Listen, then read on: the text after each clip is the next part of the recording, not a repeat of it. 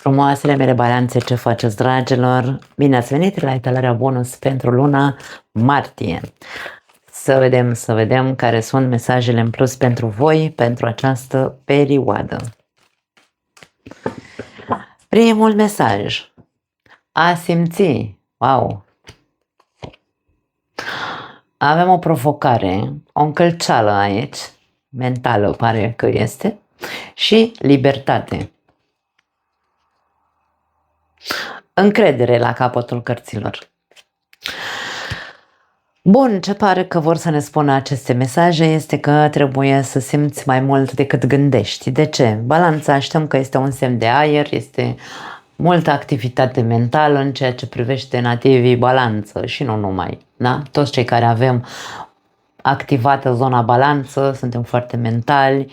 Eu l-am pe Pluton balanță și sunt așa foarte scormonitoare, să zicem așa, în ceea ce privește mentalul meu. Ideea este că, vorbind aici doar despre balanțe, vorbim despre persoane care trăiesc foarte mult în capul lor, îmi place mie să spun. Gândesc foarte mult, dar de foarte multe ori gândurile sau ideile sau, hai să spunem așa, modul în care înțeleg lucrurile este încălcit.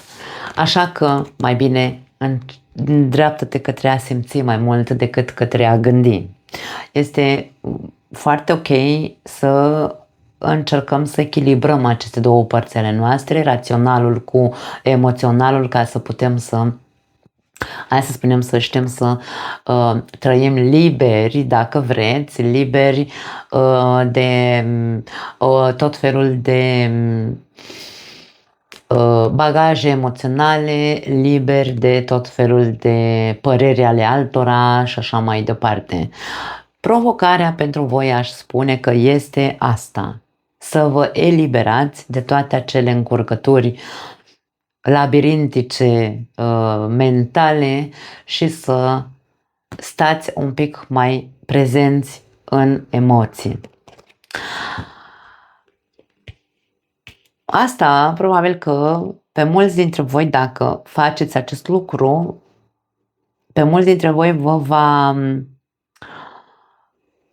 răsplăti într-un fel sau altul cu mai multă încredere în propria forță, cu mai multă încredere în propria viață și, de ce nu, cu mai multă asumare. Noi când suntem cu adevărat, hai să spunem, eliberați de tot felul de gânduri limitative sau de idei învechite sau de viziuni încurcate, da?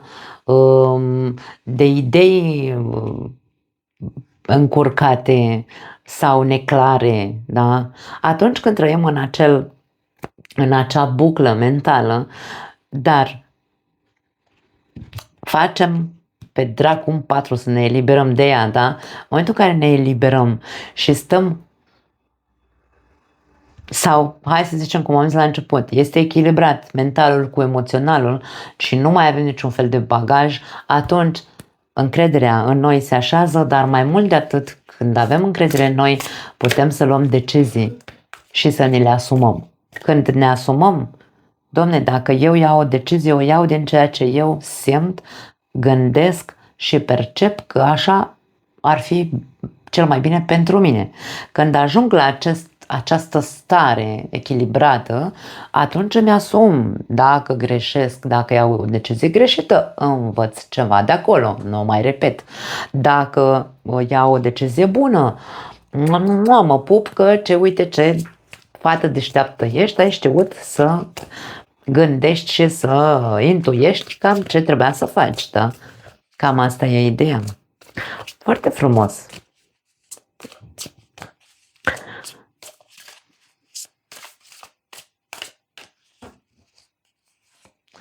Cinci de monede. Cinciul de monede e cartea frigului, e cartea fricilor, a sărăciei, a fricii de singurătate, a abandonului, da, frici de abandon și așa mai departe. Nimic nu este niciodată atât de lipsit de speranță pe cât pare, spune această carte, acest mesaj. Poate pare că acum este frig, și ești singur și nu vezi nicio ieșire, nicio soluție, că aici ceva e încurcat în capul tău. Poate pare, dar nu cred că e chiar așa. Pare lipsit de speranță, însă nu este. Vei găsi o soluție. Această carte a 5 de monede în tarotul clasic vorbește despre căutare. Căutare de ajutor, căutare de soluții. Nu poți să stai aici singur, în mijlocul drumului, cu zăpadă, încălțată în pantofe, mor de frig, dezbrăcat mai mult decât îmbrăcat și ai o casă lângă tine, acolo unde nu te duci să bați la ușă. De ce? Că ți-e rușine sau ce? Această persoană se uită către acea casă, dar nu se duce. Preferă, din motivele ei, preferă să stea în frig decât să bată la ușă și să ceară ajutor. Așa că, ce să zic, ține de tine să, în loc să stai lipsit de speranță, să faci ceva, să te duci să cauți o mână de ajutor. Eremitul, unele lucruri trebuie să le faci singur. Indiferent cât de încurcate sunt căile minții tale, căile Domnului, nu te poate descurca nimeni, nu îți poate schimba nimeni încălceala mentală sau ideile sau modul în care tu gândești, decât tu. Da? Tu trebuie să te... Eremitul știm că înseamnă introspecție interioară. Tu trebuie să te inspecționezi pe tine, dacă vrei, nu știu dacă e corect cuvântul. Tu trebuie să te uiți la tine, la modul în care tu gândești, la modul în care tu vezi viața, lucrurile și așa mai departe. Tu ești cel care trebuie să se împingă cumva de la spate, hai că nu e chiar așa de tragic ce se întâmplă, ok, mi-e frică de singurătate, mi-e frică de abandon, mi-e frică de o grămadă de lucruri, ok, dar asta nu înseamnă că e jale mare și că nu se pot schimba lucrurile, ba da, dar aici implică implicarea ta în viața ta, dacă vrei, da? Să mă repet așa în cuvinte. Doar tu poți să faci sau doar unele lucruri, doar tu trebuie să le faci singur, fără niciun fel de, cum am zis, fără ajutor, pentru că nu poate să schimbe nimeni. Să faci schimb de creiere. Hai, eu îți dau creierul meu și tu mi-l dai pe al tău. Nu. Este ok să ceri ajutorul în momentul în care pare că ești, hai să spunem, disperat, dar în acea disperare să crezi că poate exista, da, tot timpul o speranță. Dar ține foarte mult de noi, dragii mei, să facem schimbări. Împărăteasa. Există frumusețe în fiecare experiență. Mie îmi place foarte mult acest mesaj, pentru că acest mesaj ne arată cât de capabili suntem să triem, îmi vine să spun, tot ce vine în viața noastră ca experiență, ca gând, ca mesaj, da? Le triem și găsim, dacă vrem, da? Dacă ne dăm voie, avem libertate aici, dacă ne dăm voie, putem găsi frumusețea din fiecare experiență, indiferent cât de urâtă și fără speranță pare că este. Atâta timp cât ajungem să ne eliberăm de anumite lucruri și să începem să avem încredere în noi și să credem în deciziile noastre, că să spune că sănele nu contează, însă acele decizii trebuie să ne ducă undeva sau altundeva, atunci vom fi pe această poziție în care să zicem, da, mă, pot să văd ceva frumos chiar și în acel urât, chiar și în acel abandon. De ce spun abandon? Pentru că aici am văzut această carte care ne arată abandonul și avem 5 de monede care ne arată această imagine a abandonului. Da, hai să încercăm să găsim frumosul dintr-un abandon. Poate nu era persoana potrivită pentru tine, poate că acel prieten care nu a vrut să mai fie prieten cu tine, poate că nu știu, a fost cel mai bun lucru care ți s-a putut întâmpla vreodată. De ce să nu încercăm să căutăm să schimbăm puțin atâta povestea tragică pe care ne-o spunem, da? La capătul cărților avem steaua. Crede că vindecarea se va produce. Totul se vindecă în această soluție, există pentru orice, dragii mei. Doar cei care nu vor să facă nimic, ăia da, nu găsesc soluții. Singurul lucru pe care nu-l putem rezolva în această viață e moartea. În rest, pentru că toți murim, da? Dar în rest totul are rezolvare. Depinde prin ce locuri și coclauri se duce mintea noastră, atât. Da.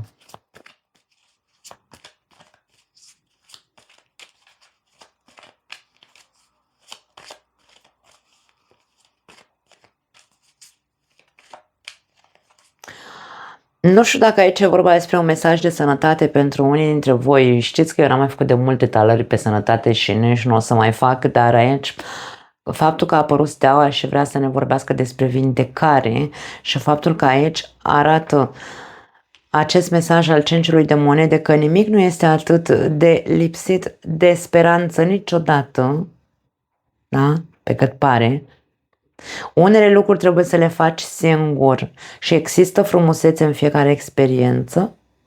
Poate să ne vorbească despre o situație, o provocare din punct de vedere al sănătății pentru unii dintre voi, însă cu participarea ta, schimbându-ți energia și modul în care vezi acea boală sau acea situație, dacă tu începi să... Îmi vine să spun să accepti. Ideea de acceptare a bolii, se vorbește foarte mult de chestia asta pe plan spiritual și hai să-l numim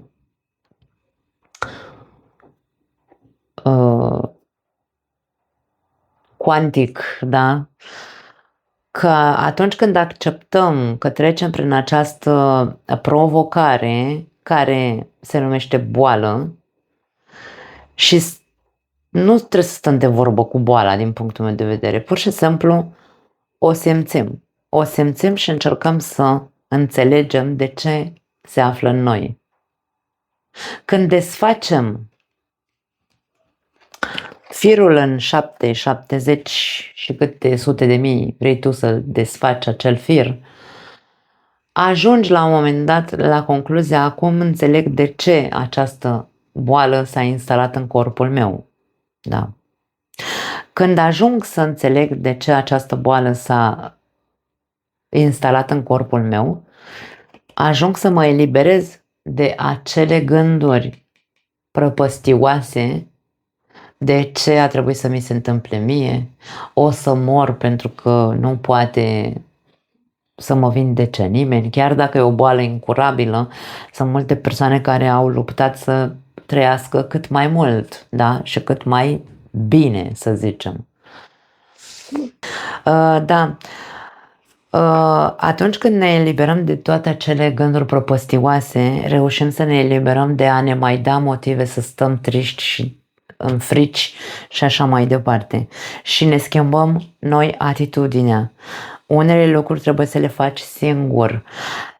Doar tu poți să schimbi gândurile din capul tău, în loc de negative să fie pe pozitive, acceptând provocarea prin care treci, înțelegând de ce s-a instalat boala în interiorul tău și să îi găsești o parte frumoasă, între ghilimele, în care să spui, ok, dacă nu ar fi venit boala asta, nu aș fi înțeles X, Y, Z. Da. Crede că vindecarea se va produce.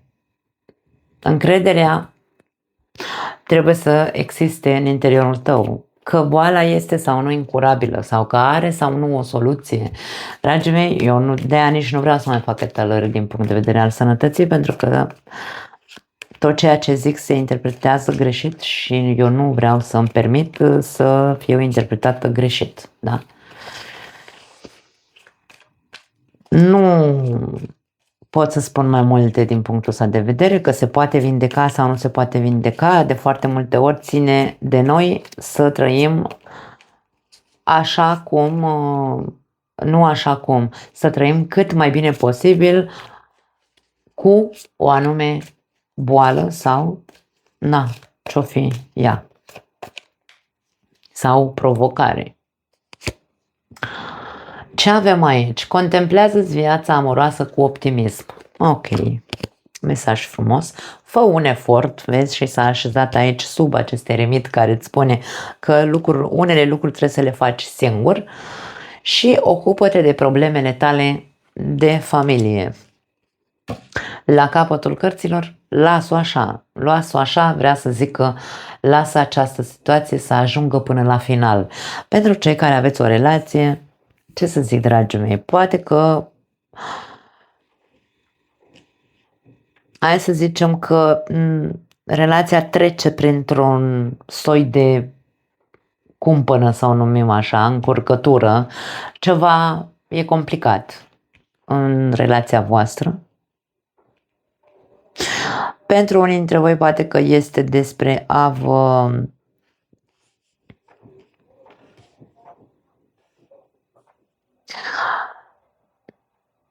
mie vine să spun a vă recupera libertatea, dar nu pentru a pleca din relație, ci libertatea de decizie. Recuperați-vă libertatea de decizie. Voi știți ce s-a întâmplat în relația voastră, eu nu am de unde să știu. Eu doar pot să trag o concluzie din ce văd aici, este că încă nu a ajuns la final relația voastră. Există niște problemuțe legate, probabil pentru unii dintre voi, de familie. Nu știu dacă e vorba despre implicarea părinților.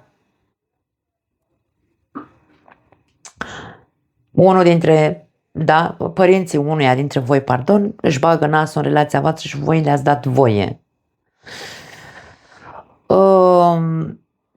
Faptul că ați acceptat cine știe cât timp să se bage părinții și n-ați zis nimic niciunul dintre voi, nu înseamnă că nu puteți să o faceți de acum înainte. Aici e vorba despre, libertatea de decizie.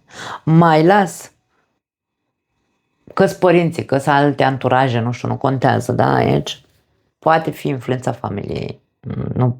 Nu văd alte influențe din exterior.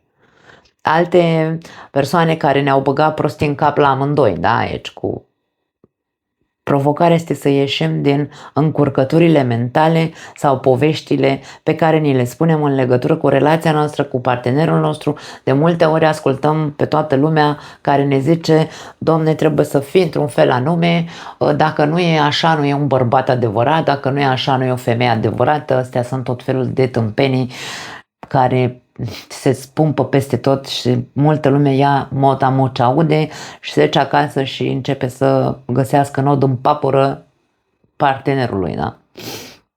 Ideea este asta. Contemplează-ți viața amoroasă cu optimism, da, fii, Domne, și tu mai pozitiv, gândește singur, eliberează-te de gândurile altora sau de vorbele altora, simte mai mult în această perioadă, apropie-te mai mult de partenerul de viață, pentru că există prea multă răceală, 5 de monede. Dar aici vorbim despre reciprocitate, aici nu vorbesc doar despre du-te tu, dragă, balanță către partener, e vorba și despre faptul că și celălalt trebuie să facă același lucru. Fă un efort, etalarea din luna martie pentru balanță a fost urâtă, mi-aduc aminte. Fă un efort pentru această relație, sunt anumite lucruri pe care și tu trebuie să le faci în această relație.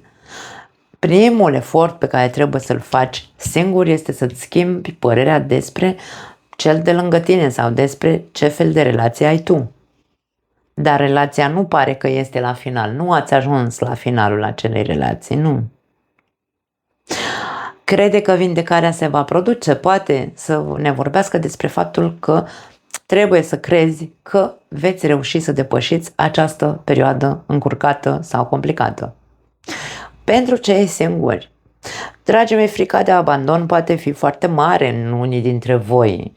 Nu mai intru în relație sau prefer să nu mai intru în nicio relație din cauza faptului că mie mi-e frică că o să se termine într-o zi relația aia și nu vreau. Prefer să nu intru decât să fiu părăsit sau să rămân singur. Aici, ce să zic? Nimic nu este niciodată atât de lipsit de speranță pe cât pare. Indiferent cât de multă frică de abandon ai sau de frică că o să fii abandonat, asta nu înseamnă că trebuie să alegi să nu mai vibrezi lângă o altă persoană, da? Fii un pic mai optimist, deschide-te, fă un efort, ți se spune aici, ocupă-te de problemele tale de familie, ocupă-te de problemele tale, de părerile pe care le ai sau de ceea ce ți este frică, da? Aici, viața amoroasă viața ta amoroasă se va îmbunătăți când îți vei ierta părinții. Nu știu dacă are vreo legătură pentru unii dintre voi. Poate că este despre viața ta amoroasă se va îmbunătăți când îți vei ierta foștii parteneri, poate să fie, care te-au părăsit mai ales, pentru că aici s-a instalat această frică de abandon în interiorul tău. Noi nu ne vindecăm când nu vrem să ne vindecăm, dragii mei. Ne agățăm de acele labirinturi mentale, ne agățăm de orice în loc să ne trăim, să trăim liberi, eliberați și să mergem înainte, uite așa, cântând și dansând ca această măicuță care, indiferent, să nu uităm că măicuțele sunt într-un, hai să spunem așa, într-un mediu înconjurător plin de restricții, da? Să nu uităm că nu se permite despletirea și dezlegarea, da? La pește. Nu. Dar aici avem o măicuță cu o chitară în mână care cântă și dansează. Ce să vezi, are și ochelari de soare la ochi. Ia uite ce haioasă e. Așadar, indiferent cum a fost trecutul tău, relațiile tale pentru cei singuri, continuăm. Este imposibil să nu găsești motive pentru care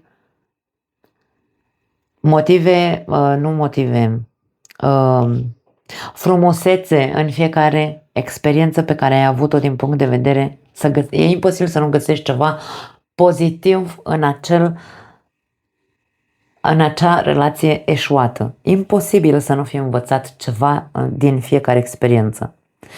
Așa că eu aș spune, ocupă-te de problemele tale încurcate din mintea ta și schimbă povestea. Schimbă povestea, fă un efort și deschide-te din nou, pentru că nu se termină aici. Viața, din punct de vedere al iubirii, nu se termină în urma unor experiențe urâte sau a unei experiențe urâte, niciodată. Dă-ți voie să ieși din nou în lume, să te arăți, să dansezi, să râzi, să cânți, de ce nu? Ieși din propriul tău labirint mental, nu pot să spun. Dă-ți voie să simți, dă-ți voie să te apropii din nou de alte persoane, chiar dacă ți-e frică. Nimeni nu garantează oricum că o să fim pentru restul vieții cu partenerul pe care îl avem. Nimeni. Avem vești și mesaje pentru tine. Ia uite ce interesant. Șarpele, dorință și atracție. Avem aici. Vine tentația peste unii dintre voi. Și avem ancora, stabilitate și siguranță, dragii mei. Ce să zic? Ce-ți dorești, aia vei atrage. Nu pot să spun altceva.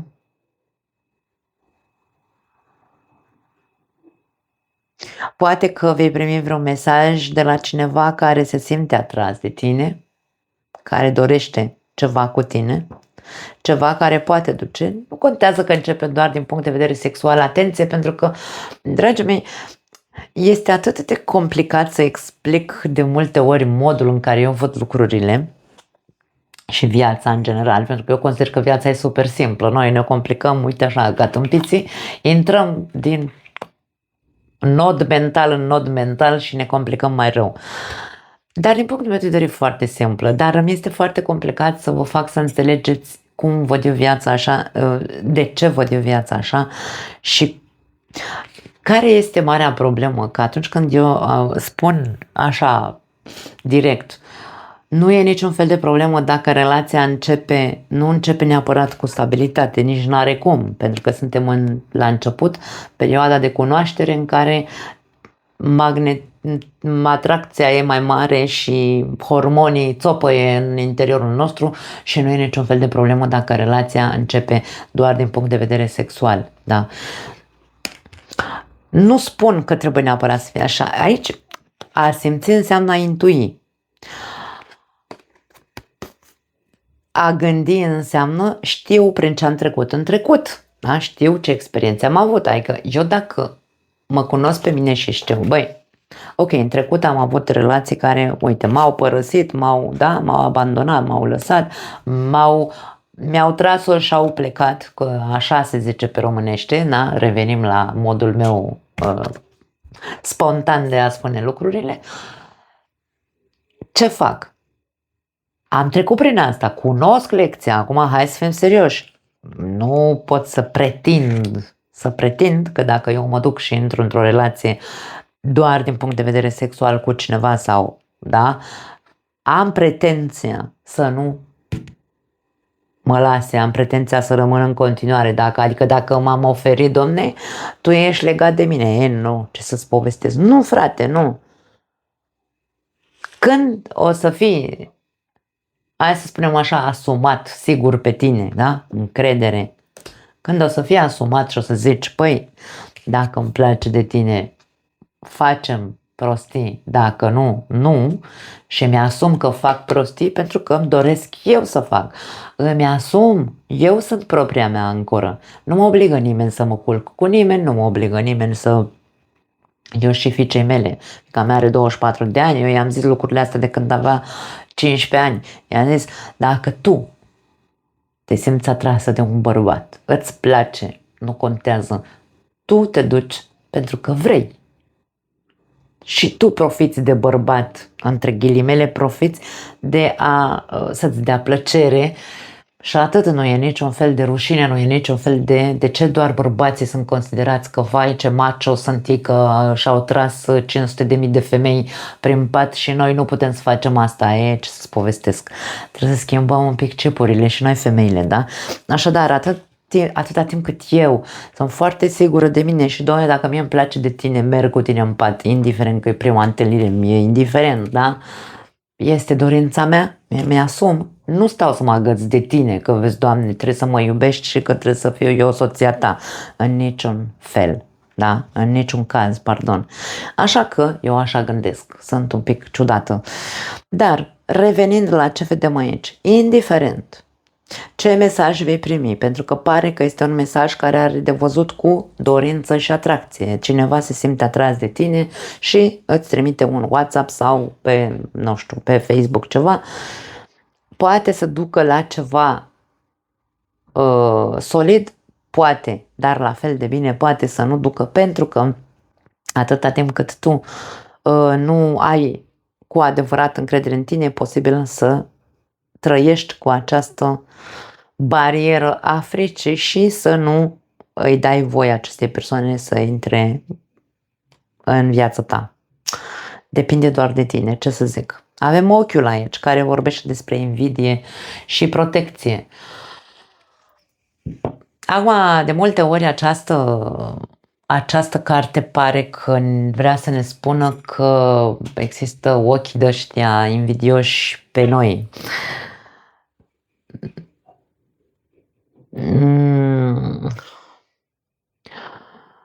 Dar la fel de bine ne poate spune că și noi suntem invidioși pe alții, da? Nu știu în ce loc vă aflați voi. Pentru că poate să existe sau nu varianta asta cu invidia. Dar atâta timp cât, bineînțeles, revin la același lucru pe care l-am spus până acum. Dacă eu sunt echilibrată și să mă eliberez de toate acele gânduri încurcate și tot ce am zis până acum și încep să am încredere în propria persoană, credeți că mă mai interesează dacă cineva mă invidiază sau în mine se mai naște invidia că vezi, Doamne, ălălaltul e fericit și eu nu reușesc sau habar n-am. Nu! Invidia ține foarte mult de acele persoane care nu au încredere în ele, care stau așa pur și simplu și se uită în curtea celuilalt, dar ele nu fac nimic pentru viața lor. Ce să zic? Din nou, fiecare dintre noi știm, protecție înseamnă protejanță de cel care te invidiază, dar dacă tu știi că ai ochi invidioși pe lângă tine, tu oricum simți, tu oricum știi, nici nu are sens să stai să-ți bați capul cu vai de ce te invidiază și așa mai departe, pur și simplu te eliberezi, scapi de persoanele astea pentru că, într-adevăr, energia invidioșilor influențează foarte mult. Dar nu mai permite persoane de genul ăsta pe lângă tine, da?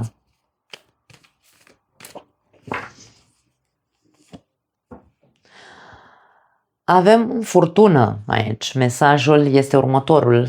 Orice furtună ajunge la finalul, ajunge să se termine într-un fel sau altul.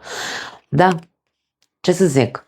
Nimic nu este atât de lipsit de speranță niciodată pe cât pare. După orice furtună iese soarele, așa se zice la noi, nu? Așa era fraza respectivă. Important este ca noi să ieșim din propria noastră furtună mentală, că aici e marea problemă de multe ori. O altă imagine de ploaie aici, de data asta cu umbrelă. Asta are coroana pe cap, da, fuge că a prins o furtună așa surprinzător, iar astea două au ales să iasă în ploaie, să se plimbe indiferent că se udă fetele, da? Avem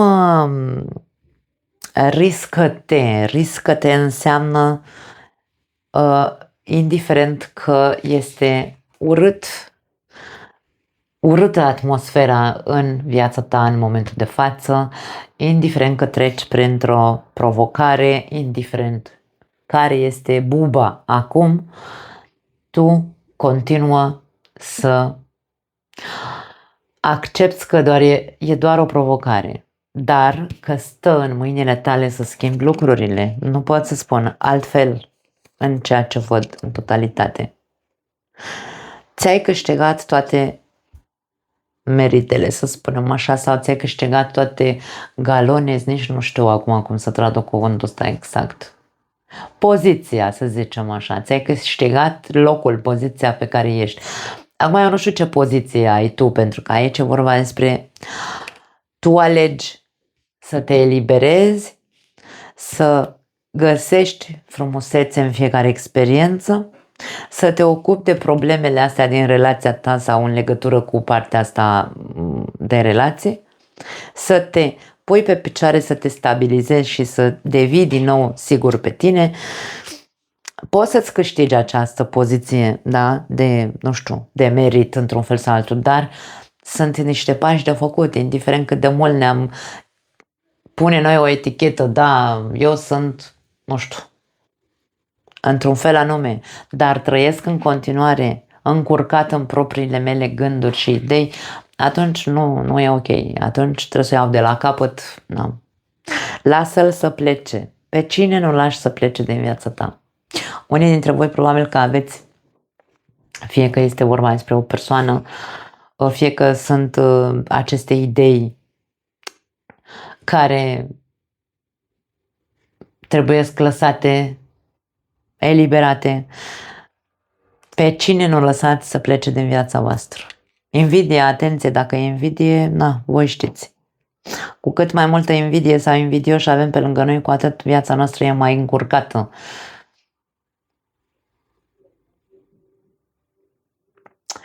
Da. Nu mai am altceva, dragii mei. Foarte interesantă etalarea voastră. Foarte, foarte, foarte interesantă. Vă pup. Ne vedem data viitoare. Ciao.